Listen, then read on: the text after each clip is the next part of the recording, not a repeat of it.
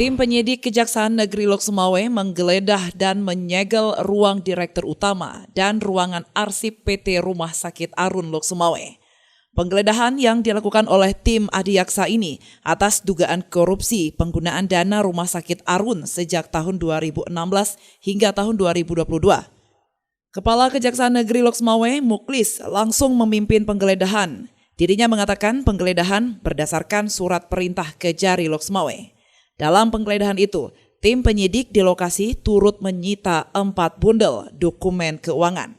Penggeledahan itu hasil kerjasama dengan Pusat Pelaporan dan Analis Transaksi Keuangan untuk menelusuri transaksi keuangan di dalam maupun yang di luar rumah sakit dan masih berhubungan dengan anggaran Rumah Sakit Arun.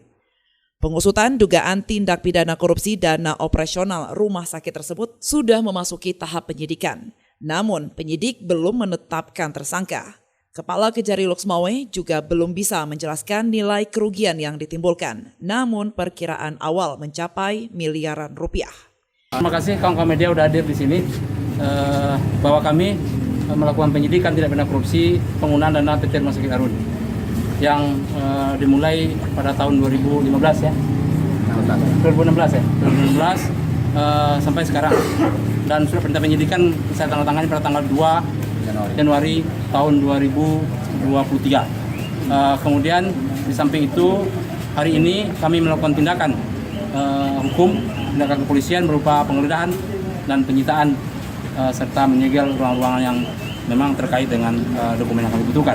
Belum kami ambil, kami baru segel karena biar nanti dengan pemilik ruangan itu kita melihat apa yang nanti kami butuhkan. Nah, terkait ini juga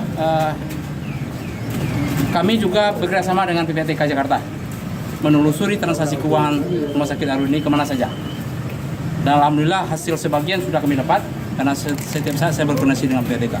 Beberapa hari yang lalu ya, minggu yang lalu saya juga ke PPATK Jakarta mengkoordinasikan semua transaksi keuangan yang berhubungan dengan PT Rumah Sakit Arun, berhubungan dengan calon-calon tersangka, berhubungan dengan keluarga tersangka.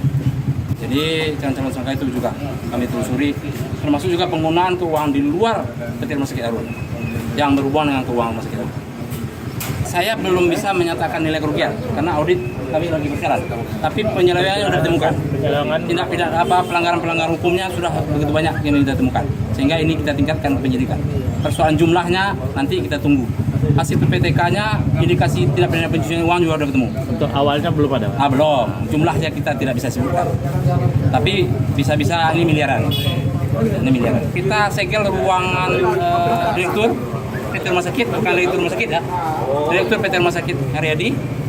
Kita segel ruangan arsip. Kita dua ruangan kita segel. Kemudian dokumen kita ambil dari sekretaris PT Rumah Sakit Arun. Ada 22 bundel yang kita bawa. Nanti kita pilah bareng-bareng dengan sekretaris di kantor. Dari Lok Sumawe, tim liputan melaporkan untuk Puja TV Aceh.